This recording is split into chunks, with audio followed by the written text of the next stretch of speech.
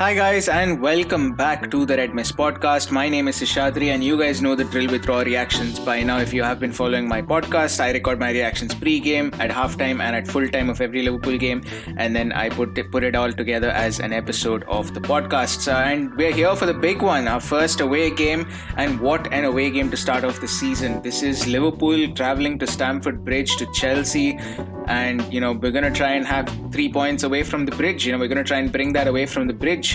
But you know what, the lineups have been announced, so I'm recording this about an hour before kickoff, and I'm also simultaneously watching Newcastle just absolutely shit themselves against Brighton. They're down 2-0 and it looks like Brighton might score more, honestly.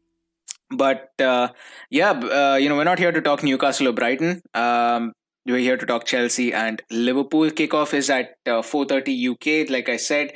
So we're about an hour before kickoff at this point when I'm recording this. But let's start with the Chelsea lineup. Unchanged lineup from the Brighton game except for one. Mateo Kovacic does enter the team. Ruben Loftus-Cheek does not. He's not even on the bench. I mean, his performance was so terrible last game. I'm not even surprised. But yeah, Mateo Kovacic makes it to the starting lineup. Kind of expected.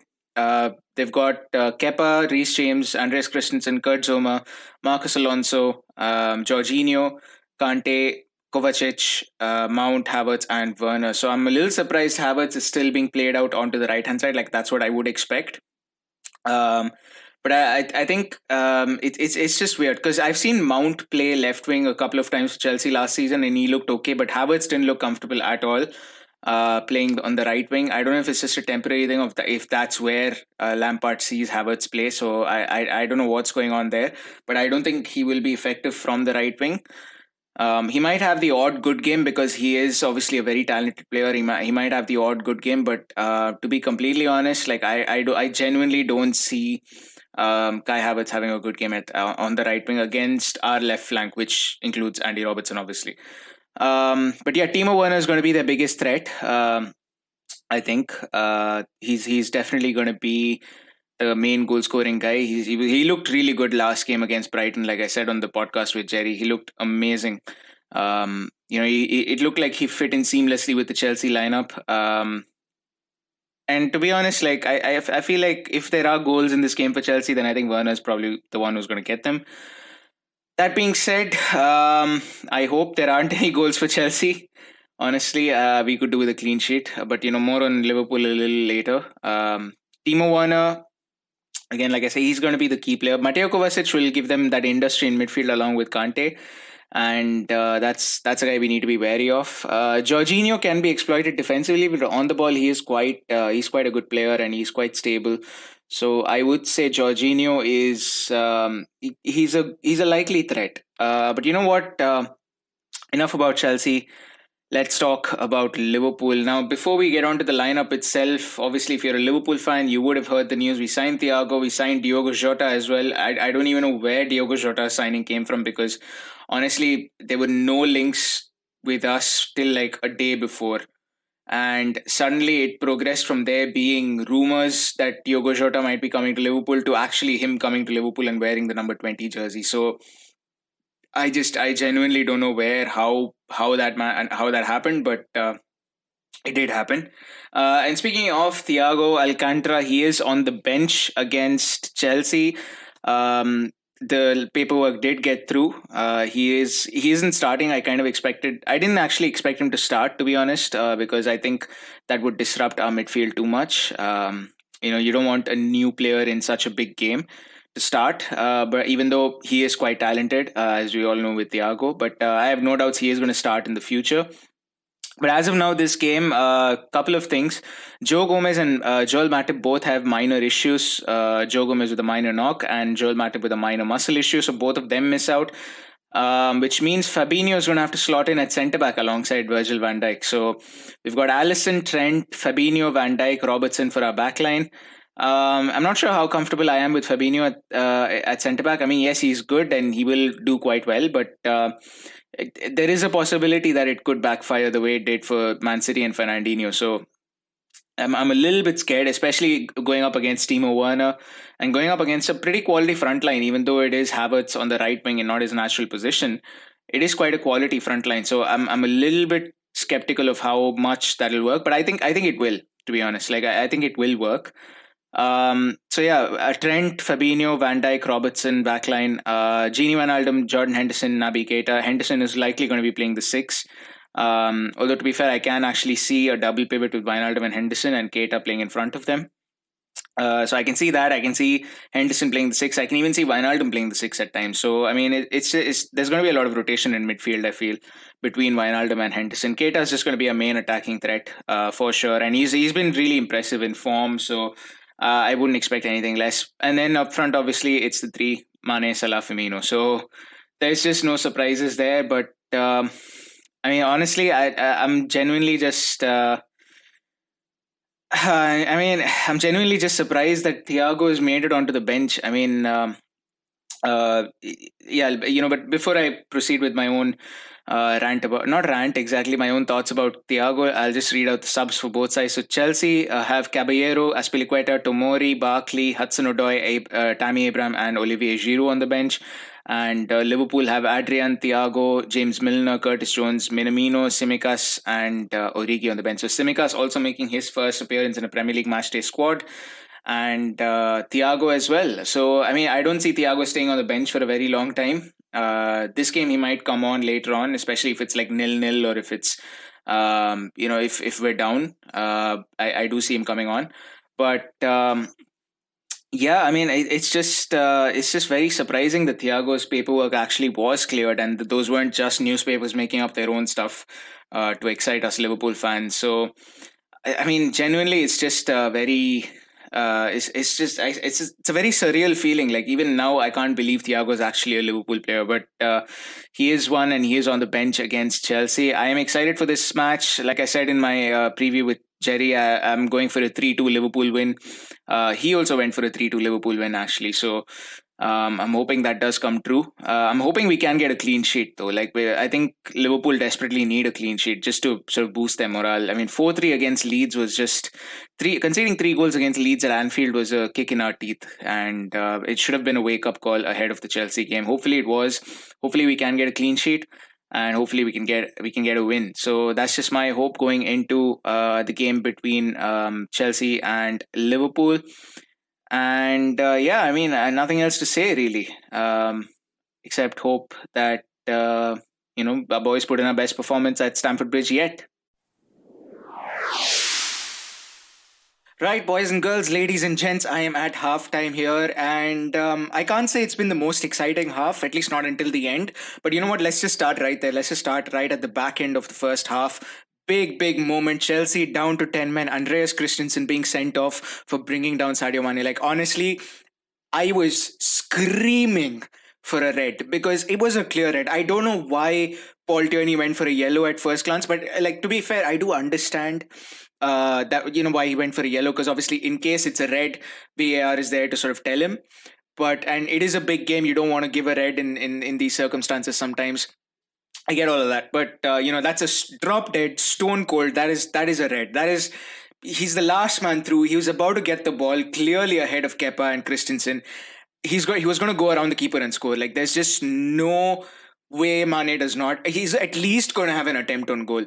Okay, there's no way Mane does not have that. That's a clear goal scoring opportunity. What a ball from Henderson though to set that up in the first place. But I mean, I was just absolutely going berserk trying to get the red. Like I was honestly, I was sitting on a beanbag and I was just off it. Like, I've never jumped that high off my beanbag ever before.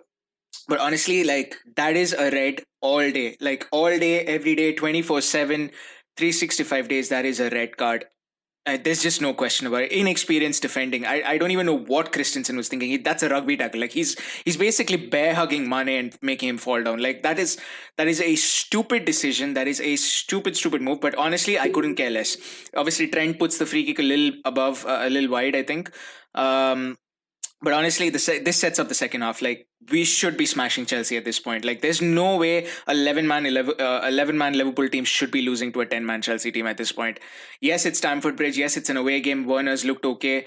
Havertz has looked okay and things like that. And we'll talk about all those guys. But there's no way. Like, 10-man Chelsea, we should be beating them.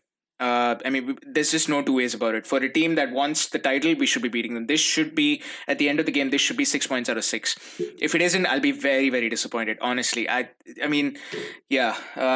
But yeah, other than that, I think the game started out quite cagey between both sides. I think the focus, I think, for both sides after last week was not to concede, because last week obviously Brighton looked quite good against Chelsea and Leeds looked amazing against Liverpool. So I think the focus was on trying not to concede. And individual performances, I'll start with the most obvious one for us. Fabinho at centre back.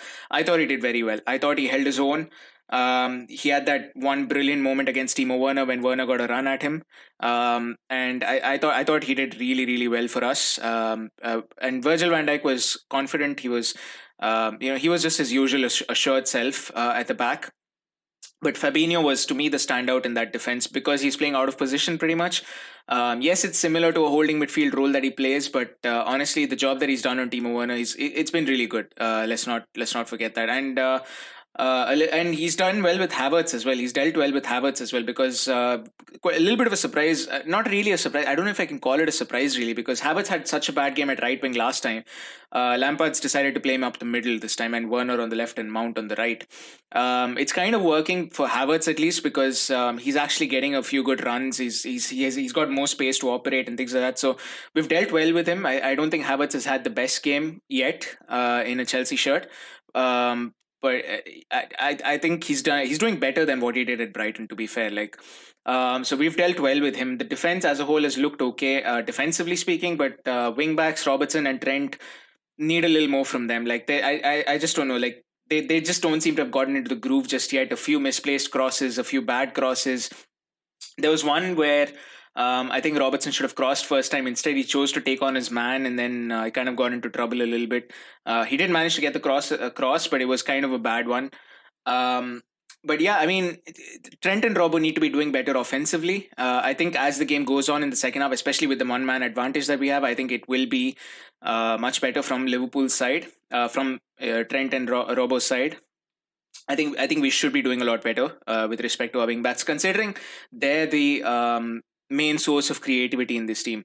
And by the way, in midfield, let's just talk about the midfield. They've been really, really good. Jordan Henderson, to me, has been the standout player out of those three, out of Wijnaldum, Keita and Henderson. Like the through balls, I mean, not just the one he played to Mane, which eventually got Christensen the red card, but also like the other through balls that he played. He found Salah a few times, he found Firmino a couple of times. He played some really, really good passes, both to his feet, both to the player's feet, and into space. I think Henderson's been a standout performer, honestly. He's done well, he's covered well, gave away a little bit of a silly foul, and Havertz's cross from that was actually quite good.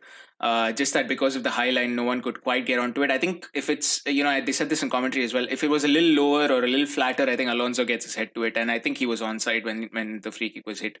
So a little moment of worry there from Henderson, but otherwise I think Henderson's definitely been at least like a 7 out of 10 for me. Wijnaldum's done well, covered a lot of ground. I think overall Liverpool as a team, we've done really well. The front three have looked very lively, Mo Salah especially, but Mane as well. I mean, they've all looked very, very lively. Firmino's having a much better game this time than last time. I personally feel like this team, we've grown into the game, as I've been saying. I think the first 10, maybe 15 minutes was sort of even between us and Chelsea.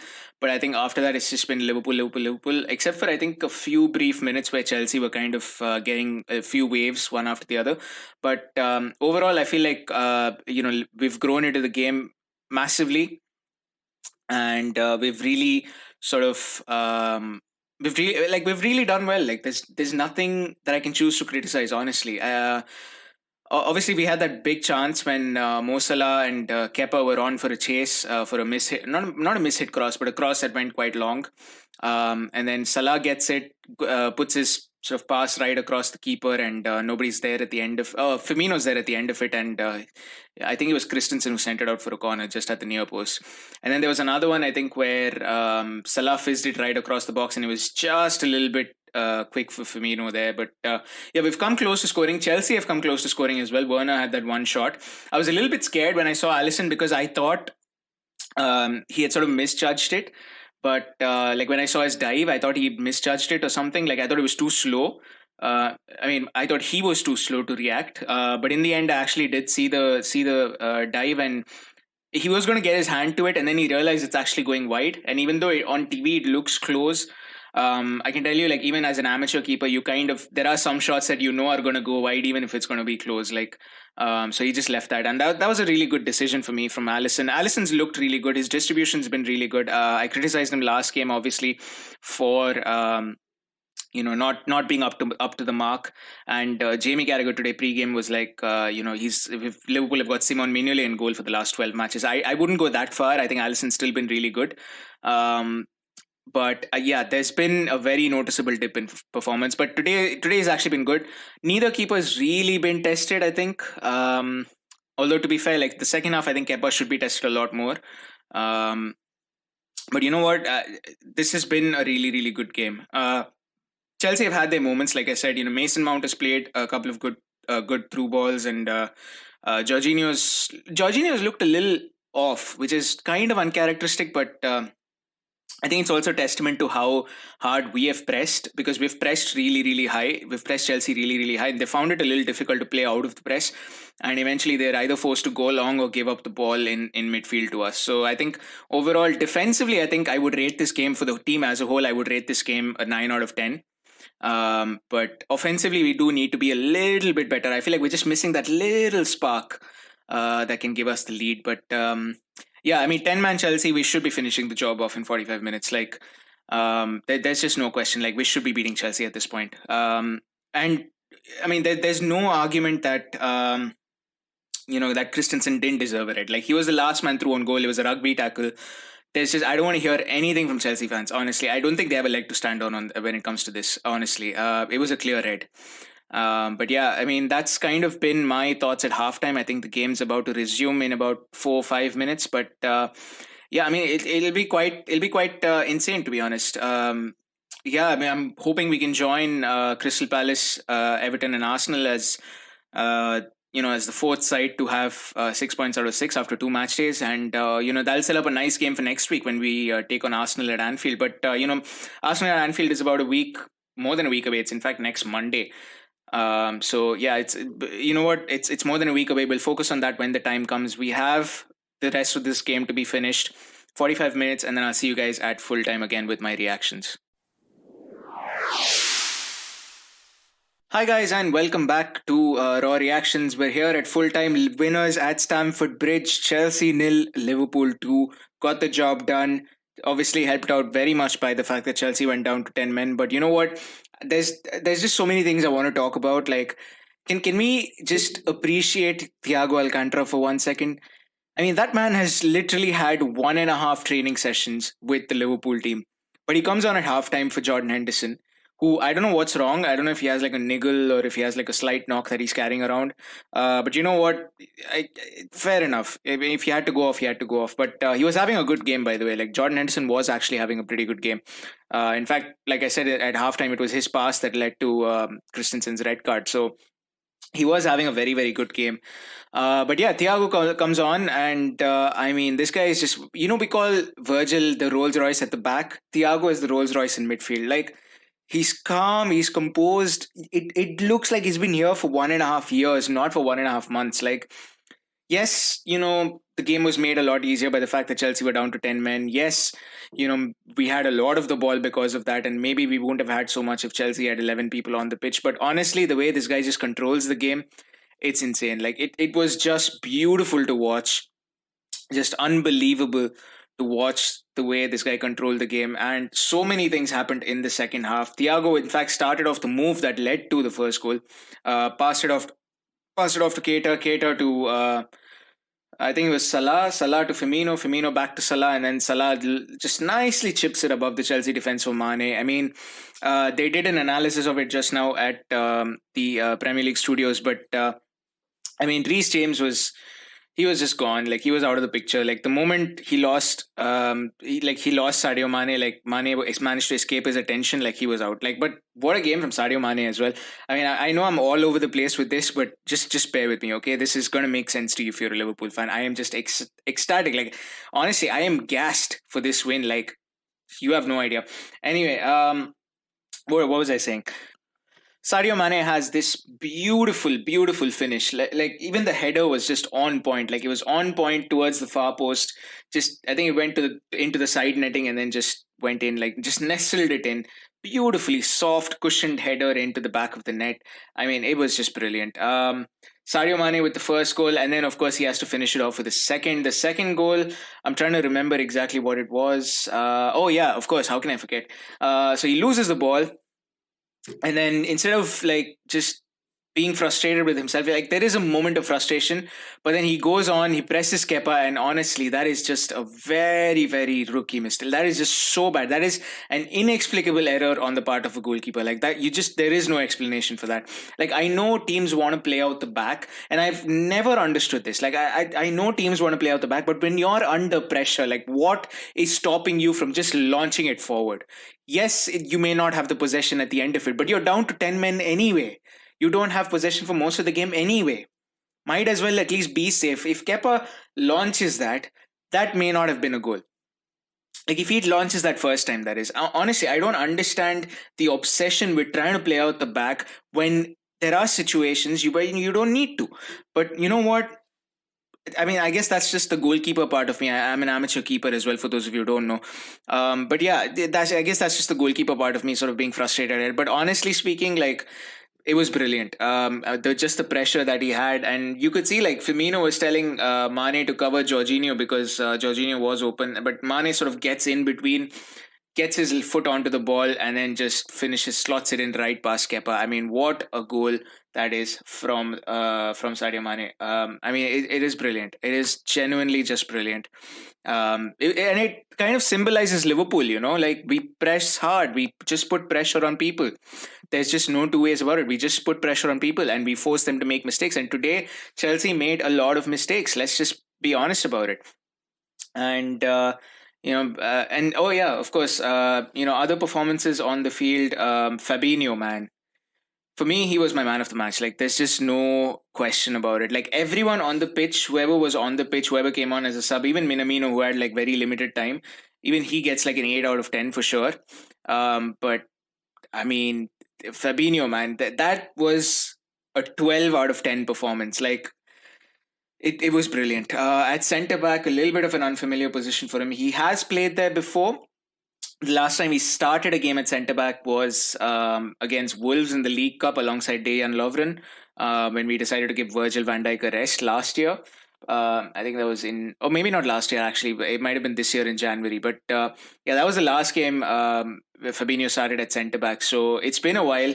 But yeah, he never looked out of place. Like he was just brilliant. Like the tackles that he put in, and I mean, he was just brilliant. Like there's just I know I keep repeating brilliant, but I honestly cannot find another word. Probably have to look for a thesaurus or something at some point. But brilliant performance from Fabinho. Assured, very composed, very, very clinical with his tackles as well. And, overall, we just looked really, really good with him and Virgil van Dijk at the back. And then, of course, we had Alisson, who had that big moment with the penalty save. Can't say enough. Like last match, I criticized him. I was one of those people who was like, Alisson should be doing a lot better with Leeds' first goal. And to be honest, I think it's a good thing that he conceded 3 against Leeds, because now that served as a wake-up call to him, because he looked really good. He had that save towards the end as well from Tammy Abraham. He had the penalty save from Jorginho. I really liked that he didn't move, especially when Jorginho takes that little jump before he kicks. I really, really like that he didn't move. He didn't commit to any direction, because that would, at a split second's notice, that would allow Jorginho to change his mind or make up his mind or just send the keeper one way and shoot the other way. I really like that he didn't do that. And till the last moment, his foot was on the line. There was no repeat of what David De Gea did yesterday against Crystal Palace, for example. So, I mean, all in all, Alisson Becker, he wasn't called upon much, but when he was called upon, he was really good. So 10 out of 10 performance from him as well. Like I said, the lowest I can give anyone is 8 out of 10. And that's probably Takumi, because he had very little time on the pitch. So yeah, I mean, he, like I said, in Alisson, 10 out of 10. Virgil, the whole backline really, Trent, Robbo was very, very active in the second half. Obviously, it helped that we had more of the ball. Trent was very active, and honestly, I think it helped that we had more of the ball. It also helped that we had Thiago in midfield, because he kept recycling possession. I cannot speak highly enough of Thiago's performance. This was this was peak Thiago. Like, this is why we bought Thiago. There's just no two ways about it. Like, this guy gives us an added dimension to midfield. Like, he just looks brilliant. Like, he just fits the system. I know Bayern play a very, very similar system to ours. Like, there are key differences, but their system is quite similar, and he just fits right in. Like it's like a hand to a glove. Like, honestly, he just fits right in. And I mean, like I said, he's only been here for 1.5 training sessions, but he looks like he's been here for 1.5 years. And he's a proven player. He's a Spanish International Champions League winner. I mean, 8-time Bundesliga champion. I mean, this guy. Do I need to say more? Like, honestly, this guy is just. He's going to be insane. Like, this Premier League season, Thiago Alcantara is going to push us again to become better as a team, to become more creative. He's going to make us a real title challenger. Like, and I'm talking, we can go toe to toe with City, even if it's a high stakes, high points title race like it was 2 years ago. We can go toe to toe with City, and like even the previous squad could have, but with Thiago, there's literally not an iota of doubt in my mind that we can go toe to toe with City if they were to go all the way to like 98, 99 points, and there's just no doubt. And I mean, I can't wait. I honestly can't wait for next week's game against Arsenal, because now Liverpool have 6 points out of 6. Joining Everton, Crystal Palace and Arsenal as the only other teams to have a 100% record. So hopefully next week at Anfield, we're in for a cracker. But honestly, this game has just been really, really good. It's made my Sunday. It's made my whole weekend. I mean, Man United losing, Liverpool winning. I mean, it's just been really good, hasn't it? Like, I mean, it's yeah. I mean, I couldn't ask for more, to be honest. And obviously, Thiago signing on Friday, Jota signing on Saturday. So it's been a wonderful weekend. Honestly, thank you, Liverpool. You've been flipping amazing, and thank you, Crystal Palace, for giving Man United that loss. Honestly, but yeah, it's been brilliant. And hopefully next week at Anfield, we will have an absolute cracker. But before we do get to Anfield and Liverpool versus Arsenal, our next fixture is a trip to Lincoln City for the League Cup. I do expect a lot of the bench players to play that game. Shimikas, Minamino, Curtis Jones, all these guys, I do expect them to play that game. Jota might actually make his debut for the club in that game. Hopefully we do come out with a win. It should be a win. It'll be a bumper crowd. I mean, if there was a crowd, it'll be a bumper crowd at Lincoln City, honestly. Like, I feel like for Lincoln City, this game, if it was in normal times, it would have helped them a lot economically, because everyone would want to watch Liverpool play Lincoln City. I mean, every Lincoln City fan would want to watch the champions of England come down to play them. And yes, it may not be the first team. Yes, Mo Salah, Bobby Firmino, they may not play, but it's still Liverpool. So I think post-COVID, I think Lincoln City would have hoped to have some sort of a crowd, but unfortunately that's not the case. But anyway, it should make for a cracking game. Looking forward to see how the subs do. Looking forward to see how some of our youth players might do if they do get a chance to play. Lincoln City is on Thursday, which is also the day that Bayern play Sevilla in the Super Cup. But obviously, I won't be watching that because I have a Liverpool game to watch.